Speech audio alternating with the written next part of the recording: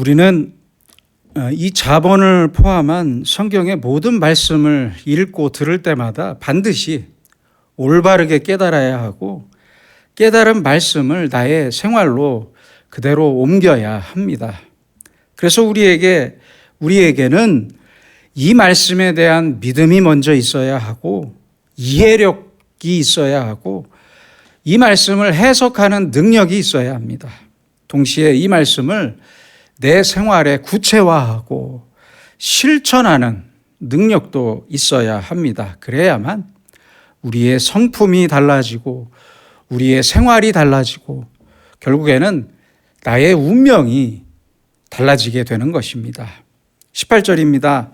네가 내 아들에게 희망이 있은즉 그를 징계하되 죽일 마음은 두지 말지니라. 좀 무섭죠? 에베소서 6장 4절도 함께 읽어드리겠습니다. 아비들아 너희 자녀를 노엽게 하지 말고 오직 주의 교훈과 훈계로 양육하라. 자녀를 양육할 때 노엽게 하지 말라는 말씀입니다. 노엽게 하지 마라. 이 말씀은 현재의 부모들에게도 아주 대단히 중요한 교훈입니다. 자녀를 교육할 때 부모는 자기의 자녀를 꾸짖기도 하고 징계하기도 합니다. 그러나 반드시 지켜야 할 선이 있다는 것을 절대 잊으면 안 됩니다. 잊지 말라는 말씀입니다. 그 어떤 교훈이나 징계도 내가 아니라 자녀를 위한 것이 돼야 합니다. 그래야만 합니다. 그런데 어떤 부모들을 보면 자녀들이 나를 괴롭힌다고 생각하고 저것들이 없어졌으면 좋겠다고 생각하는 부모들도 있어요. 그래서 18절에 죽일 마음은 두지 말라는 이 말씀이 사실은 지금도 얼마나 실감나는 말씀인지 모릅니다. 어떤 부모들은 내가 저놈을 왜 낳았을까 이렇게 생각하면서 자녀가 없었으면 좋겠다고 생각하고 차라리 자녀가 집을 나가버렸으면 좋겠다고 생각하기도 해요. 거짓말 같다고요? 이런 사람들 있습니다. 있어요. 잠깐이라도 이런 생각을 했다면 이것이 얼마나 무서운 생각입니까? 솔로몬은 그래서 이 사실을 그대로 노출했습니다. 징계하되 죽일 마음은 두지 마라. 없어져야 한다고 생각하지 마라. 또한 이것은 내 중심적으로만 교육하지 말라는 말씀이기도 합니다. 자녀가 귀찮고 자녀가 나에게 창피하고 자녀 때문에 내 명예가 추락한다고 생각하지 마라. 대단히 옳은 말씀입니다. 자녀들을 생각할 때마다 나를 중심으로 생각하면 안 됩니다. 절대 안 됩니다. 그 무게 중심을 옮겨서 오직 자녀를 중심으로 생각해야 합니다. 자녀들의 장래와 행복을 중심으로 생각해야 합니다. 여기에는 엄청난 차이가 있습니다. 부모는 그래요. 자기를 중심으로 생각하기가 쉬워요. 자녀가 공부를 못하는 것도 내가 창피하고 부끄러운 걸 먼저 생각해요. 그렇잖아요. 반대로 자녀가 출세하면 이제 자녀들에게 덕을 보려고 해요. 그런데 부모는 이렇게 생각하면 안 됩니다. 그게 어떻게 부모라고 할 수 있겠습니까? 자기 중심적인 생각을 하지 말아야 한다는 말씀입니다. 그래서요, 사랑에는 세 가지의 큰 원칙이 있습니다. 첫째는 상대를 믿어주는 것이고, 둘째는 이해하는 것이고, 셋째가 기다려주는 거래요. 기다려주는 게 세 번째래요. 조급하면 안 돼요. 자녀 문제는 곧 인격의 문제이기 때문에 시간이 오래 걸립니다. 그럴 수밖에 없잖아요. 행동 하나 고치는데 당장 마술적인 변화가 찾아오는 게 아니에요. 착각하지 마세요. 어떤 행동을 고친다고 할 때 내 말 한마디로 손바닥 뒤집듯이 그렇게 고쳐지는 게 아니에요. 많은 시간을 통해서 깨닫고 경험하면서 고쳐지는 것이잖아요. 우리도 그랬잖아요. 부모도. 그래서 우리는 그런데 우리는 자녀를 믿어주질 않아요. 이해하지도 않아요. 그래서 너무 급해요. 얼굴과 살이 다른 아이들보다 까매서 고민하는 아이에게 넌 얼굴이 까매서 건강미도 있고 매력적이다. 이렇게 말해야지. 넌 맨날 그따위 콜라만 처먹으니까 얼굴이 까맣지. 이러면 되겠습니까? 아이가 시험을 망쳤으면 괜찮다. 다음에는 더 잘할 수 있을 거다. 믿는다. 이렇게 말해야죠. 넌 왜 내 아빠를 닮았냐? 왜 내 머리를 안 닮고 아빠 머리를 닮았냐? 넌 왜 엄마랑 똑같냐? 이래야 되겠습니까? 믿어주고 이해하고 기다려야 합니다. 바로 이것이 사랑의 3대 원칙입니다. 급하게 생각하지 마세요. 한마디 하면 그래요. 우리 마음에는 내가 자식에게 한마디 하면 그대로 들어주었으면 하는데 안 된다니까요. 안 들어요. 한번 약속하면 바로 좀 지켰으면 좋겠는데 다음날 다 잊어버려요. 그러니까 징계하다가 내 마음이 급해져요. 징계해도 안 되니까 결국에는 죽일 생각까지 한다는 거예요. 2013년 경북 칠곡에서 계모가 8살인 의붓 딸을 계속 학대하다가 결국은 살해한 일이 있었는데요. 12살인 이 피해자의 언니에게 네가 동생을 죽인 거다. 이렇게 허위 진술까지 시켰습니다. 이 사건 때문에 2014년 아동 학대 범죄의 처벌 등에 관한 특례법이 제정되었지만 그 후로도 많은 아이들이 부모의 아동 학대로 세상을 떠났습니다. 부모가 자식을 죽였어요. 지금도 이런 일이 있어요. 미국도 아동법이 그렇게 엄격하고 무서운 이유가 뭔지 아십니까? 부모의 학대가 그렇게 많았습니다. 그래서 죽은 아이들이 많았어요. 미국은 땅이 넓잖아요. 그래서 집들이 멀리 떨어져 있어요. 그 집의 지하에서 무슨 일이 벌어지는지 아무도 모릅니다. 우리나라하고 같지 않아요. 집의 지하에서 그렇게 많은 아이들이 죽었습니다. 미국에서도요. 그러므로 우리는 자녀에게 한마디의 말도 조심해야 합니다. 그럴 바에는 차라리 나가 죽어라. 내 눈에 보이지 마라. 이 말 한마디가 바로 자식을 죽이는 마음입니다. 자식을 죽이는 말이에요. 그러므로 절대 조급하게 생각하지 마시고 부모인 내 중심적인 교육도 안 됩니다.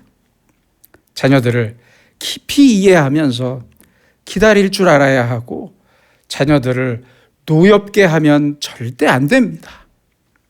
19절입니다. 노하기를 맹렬히 하는 자는 벌을 받을 것이라 내가 그를 건져주면 다시 그런 일이 생기리라.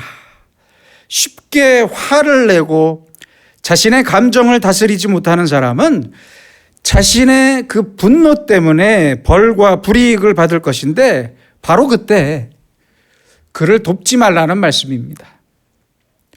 왜냐하면 그는 이미 그 행위가 습관이 되어서 반복하고 있기 때문입니다. 그런 사람들 많잖아요. 알코올 중독자를 한번 생각해 보세요. 알코올 중독자는 자신의 감정을 다스리지 못합니다. 술만 들어가면 욕을 하고 폭력을 행사합니다. 자고 일어나면 기억이 안 난대요. 미안하대요. 잘못했대요. 그러면서 술 한 병만 또 사달라고 애원하는데, 아니 이런 중독자에게 어떻게 술을 사줄 수 있다는 말입니까? 어떻게 사줄 수가 있겠어요? 절대 술을 사주면 안 되고 병원에 보내야 합니다. 그러므로 언제나 자기의 분노를 다스릴 줄 아는 지혜가 있어야 합니다. 21절입니다. 사람의 마음에는 많은 계획이 있어도 오직 여호와의 뜻만이 완전히 서리라. 우리 그리스도인은 바로 이 사실을 확실히 믿고 사는 사람들입니다. 사람들이 이런저런 계획을 세워서 일이 잘 되기도 하고 망하기도 합니다만 다 지나고 보면 하나님의 뜻대로, 어쩌면 하나님의 시나리오대로 되는 것입니다. 그래서 사람은 이런저런 일들 때문에 흥분할 필요도 없고 낙심할 것도 없습니다. 합동해서 선을 이루시는 하나님의 뜻을 믿고 기다릴 줄 알아야 합니다. 22절입니다. 먼저 전반부를 보면 사람은 자기의 인자함으로 남에게 사모함을 받느니라. 이것은 잘못된 해석입니다. 우리가 지금 보고 있는 성경이 개역 개정 성경인데 잘못된 해석입니다. 직역하자면 이렇습니다. 사람에게 소망할 것은 성실한 사랑에 달려있다. 그 뜻입니다. 그래서 새번역 성경은 22절 전체를 이렇게 번역합니다. 사람에게서 바랄 것은 성실이다. 거짓말장이가 되느니 차라리 가난뱅이가 되는 것이 낫다. 무슨 뜻인지 아시겠죠? 남에게 사모함을 받는다는 것이 아니라 사람이 스스로 바랄 것은 성실과 충성이라는 말씀입니다. 인자함으로 해석된 히브리어 헤세드는 하나님을 향한 경건으로서의 성실과 충성을 의미합니다. 그러므로 후반부와 연결해서 다시 해석하자면 가난하더라도 하나님께 성실하고 충성하는 것이 거짓말하는 사람보다 낫다는 말씀입니다. 그래서 우리는 하나님께 언제든지 성실하고 충성을 다해야 합니다. 잘 살고 못 사는 게 우선이 아니에요. 성실과 충성, 바로 이것이 오늘날 하나님을 믿는 우리 그리스도인들에게 요구되는 아주 중요한 덕목이고 성품입니다. 모든 일에서 하나님을 향한 경건과 성실과 충성이 우선입니다. 23절입니다. 여호와를 경외하는 것은 사람으로 생명에 이르게 하는 것이라. 여호와 경외하는 자는 족하게 지내고 재앙을 당하지 아니하느니라. 여호와를 경외하는 자에게 주어지는 유익을 말하는데요. 첫째는 생명을 소유하게 됩니다. 그렇습니다. 하나님은 모든 생명의 주인이십니다. 하나님을 경외할 때 그래서 우리는 생명을 얻을 수 있고 누릴 수 있고 예수님을 통해 영원한 생명을 소유할 수 있습니다. 둘째는 안전하게 지낼 수 있습니다. 이 지내고의 히브리어인 루는 밤을 보낸다는 뜻입니다. 그래서 족하게 지내고는 밤을 안전하게 지낸다는 뜻입니다. 그 어떤 위험과 위기의 상황 속에서도 하나님께서는 자신을 경외하는 자들을 안전하게 지키신다는 말씀입니다. 지금의 우리에게도 똑같이 귀한 복음입니다. 그리고 셋째는요, 재앙을 당하지 않습니다. 우리는 하나님을 경외함으로 하나님의 품 안에 있기 때문에 그 어떤 재앙도 우리를 해치지 못할 것이라는 말씀입니다. 왜냐하면 그 재앙도 하나님의 주권 아래 있기 때문입니다. 그러므로 모든 지혜와 지식의 근본은 바로 하나님을 경외하는 것, 이것입니다. 이 사실을 꼭 잊지 마시기 바랍니다. 24절입니다. 이 말씀은 게으른 자에 대한 교훈 중에 아주 최고의 말씀이라고 할 수 있겠습니다. 그렇게 생각합니다. 게으른 자는 자기의 손을 그릇에 넣고서도 입으로 올리기를 괴로워하느니라. 참 안타까운 말씀입니다. 게으른 사람은요, 점점 더 게을러집니다. 그러니까 게을러지지 않도록 계속 움직여야 합니다. 그런데 게으른 사람들은 움직이질 않아요. 이런 사람은 계속해서 점점 더 게을러집니다. 결국에는 먹어야 할 음식이 눈앞에 있는데 음식을 올린 그 숟가락을 입에 올리질 못해요. 그것조차 귀찮아해요. 여러분, 우리는 죽을 때까지 부지런해야 합니다. 노인들도 부지런해야 합니다. 노인들도. 특별히 출퇴근 시간에 지하철이나 버스에서 자기에게 자리를 양보 안 한다고 큰 소리 치는 노인들을 보면 참 안타깝습니다. 안타까워요. 지치고 힘든 젊은 사람들이 아니 잠깐 자리에 앉아서 존다고 호통을 쳐야겠습니까? 서서 가세요. 좀 나이가 들었더라도 서서 가세요. 운동해야죠. 그럴 때라도. 어떤 노인은 자리 양보를 안 한다고 임산부에게 욕을 하고 임산부의 배를 찼답니다. 발로. 어떻게 이럴 수 있습니까? 그래서 대개 보면 대접받는 것만 좋아하는 사람들을 자세히 보면요, 전부 게을러요. 어쩌면 그렇게 하나같이 게으른지 몰라요. 내가 먼저 부지런히 움직여야 합니다. 어떤 사장님은 은퇴할 때까지 자기가 직접 운전했다고 합니다. 운전기사를 두면 게을러질까 봐 직접 운전했다고 해요. 부지런하게 머리도 써야 하고 깊이 생각도 할 줄 알아야 하고 내 몸도 계속 움직여야 합니다. 안 그러면 게을러져요. 그리고 그 게으름이 점점 더 커져요. 성장해요. 게으름이 성장해요. 결국은 먹는 것도 귀찮아해요.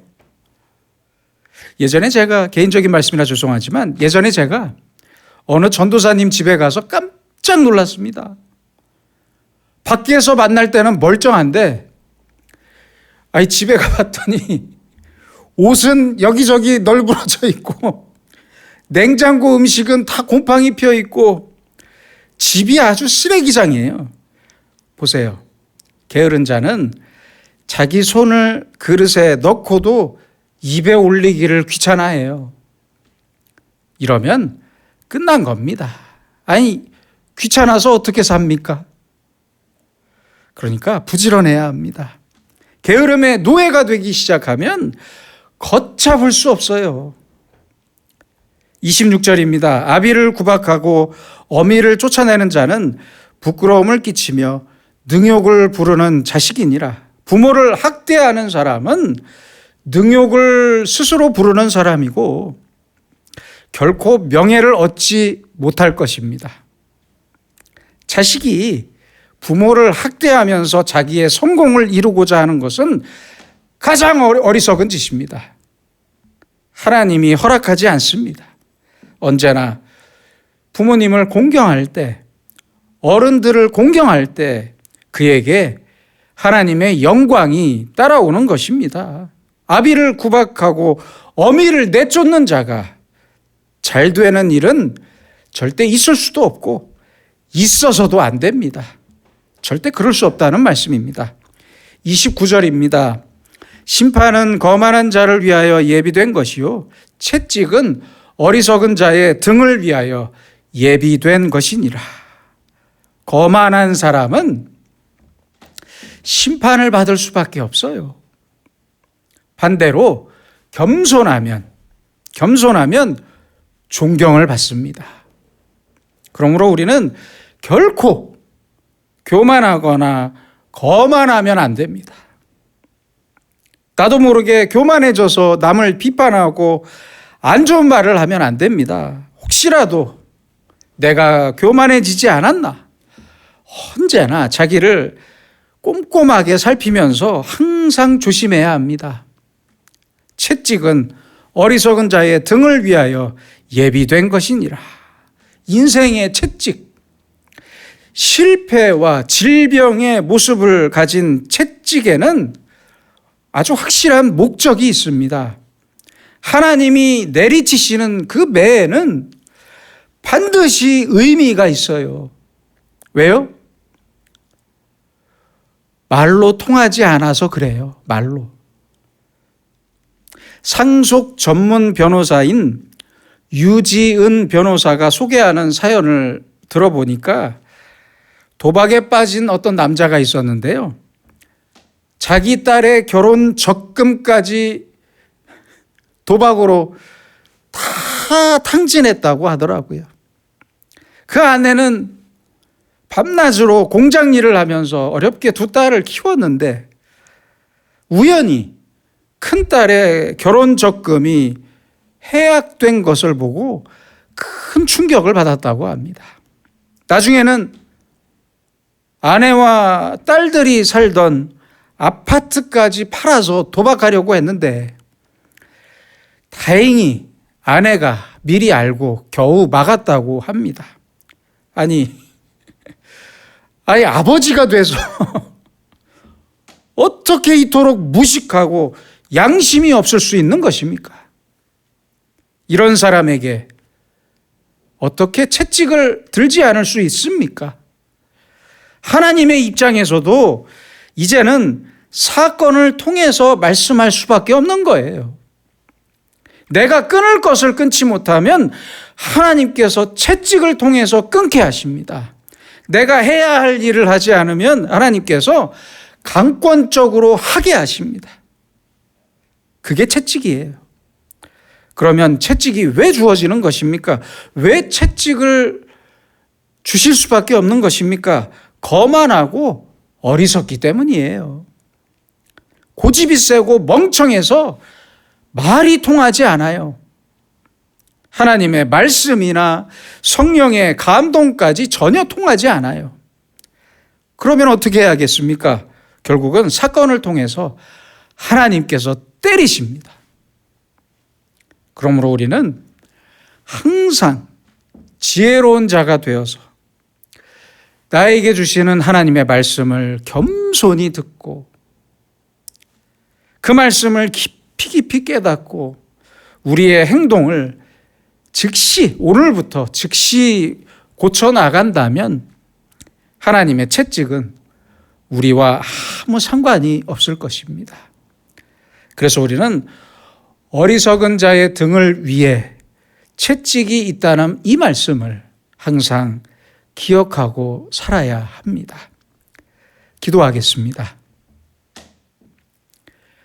우리를 사랑하시는 아버지 하나님, 우리는 우리를 향하신 주님의 사랑과 은혜와 인내하심을 바라면서도 내 자녀를 위해서는 믿지 못하고 이해하지 못하고 기다려주지 못할 때가 많았습니다. 자녀를 넘어 가족과 이웃에게도 내가 받은 주님의 사랑을 기억하지 않고 쉽게 화를 내고 쉽게 저주하기도 했습니다. 또한 오늘의 말씀처럼 주님의 말씀대로 살기에 너무 게을렀고 거만하고 교만했으며 어리석은 모습으로 살 때가 많았음을 고백하오니 용서해 주시옵소서.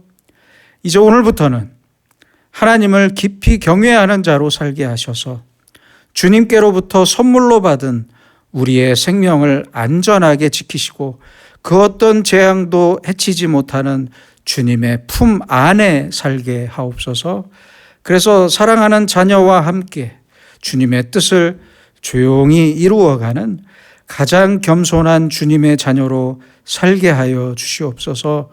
예수님의 이름으로 기도드립니다. 아멘.